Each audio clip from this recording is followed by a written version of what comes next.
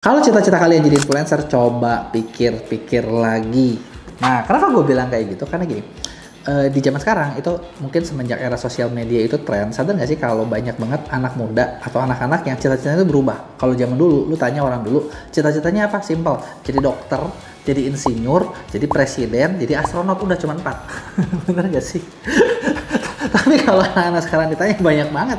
Ada yang jadi YouTuber, ada yang mau jadi TikToker, ada yang mau jadi selebgram, dan ditambah cita-cita dokter, insinyur, PNS dan lain sebagainya tetap ada gitu ya. Kenapa gue bilang coba pikir-pikir lagi? Karena gini, kan banyak kan yang kita lihat tuh kayak di sosmed itu kayak semua itu indah, bener gak sih? Kayak lu punya follower banyak, artinya duit lu banyak. Padahal bentar, gue cukup kenal beberapa orang yang followernya banyak tapi kere. Seriusan. Gitu kan, terus udah gitu lu ngeliat kayak oh kalau misalnya dikenal itu enak gitu kan, padahal nggak enak-enak banget juga gitu sebenarnya. Terus ya tapi kenapa kayak gitu? Karena gini, sadar nggak sadar banyak orang nggak tahu kalau ternyata jadi influencer itu bisa dibilang pisau bermata dua. Kenapa bermata dua? Karena gini, ibaratnya ketika lo jadi influencer itu tuh bisa membangun sesuatu atau bisa ngancurin sesuatu. Jadi gini, sering nggak sih kalian nemu kayak ada bisnis-bisnis yang naik gara-gara di review sama seorang influencer? Bener ya, jadi wah dari tadinya sepi naik terus orangnya berterima kasih banyak gitu kan. Ya udah gitu mungkin ada juga yang jadi ada kerjasama bisnis bagi hasil segala macam yang win-win, menyenangkan gitu kan. Maka dari itulah muncul ada yang namanya kerjaan-kerjaan baru, yaitu ada yang namanya KOL, Key Opinion Leader gitu ya. Terus udah gitu banyak juga kerjaan-kerjaan yang maksudnya yang ngurusin mereka gitu kan, karena ternyata influencer ini kelihatannya kayak enak tapi ternyata kayaknya banyak yang gak stabil loh. Hah? Maksudnya gak stabil gini, banyak yang kayak ababil gitu.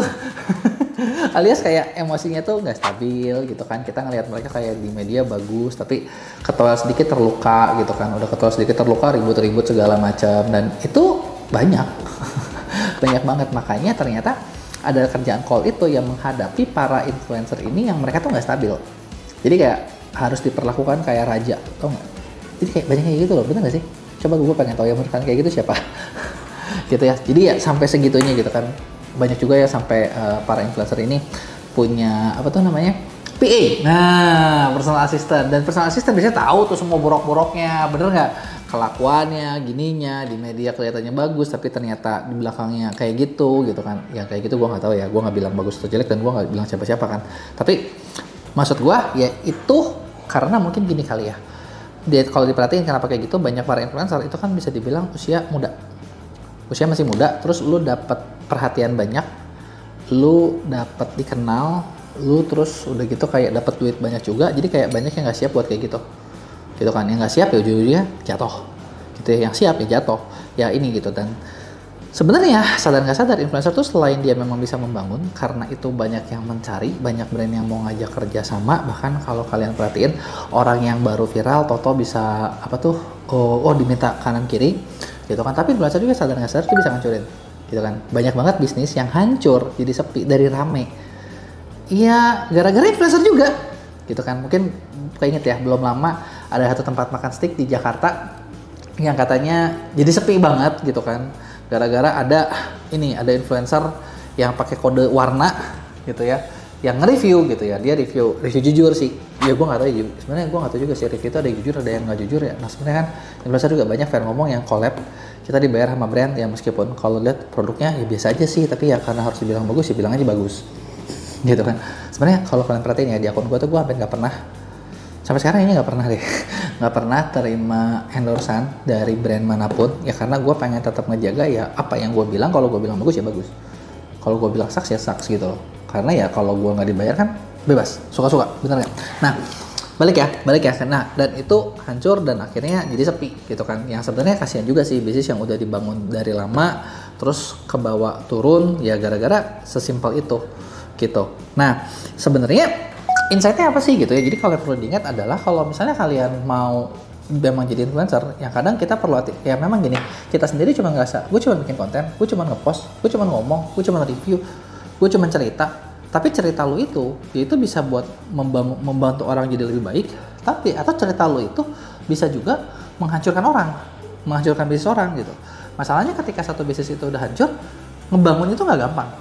Betul nggak? Ngebangunnya itu nggak gampang, banyak juga yang harus di rebranding ulang gitu ya. Malah kayak gue ngalamin gitu, bisnis yang gue bikin sendiri hancur di rebranding. Nge-rebrandingnya itu butuh waktu, keluar duit gitu kan. Kalau duit ada nggak masalah, kalau duit kagak ada, aduh kasihan deh gitu. Bukan kasihan ya, ya apa ya, berperi kemanusiaan sedikit kali ya gitu kan. Karena kan orang lain juga itu ngancurin impiannya orang lain gitu kan.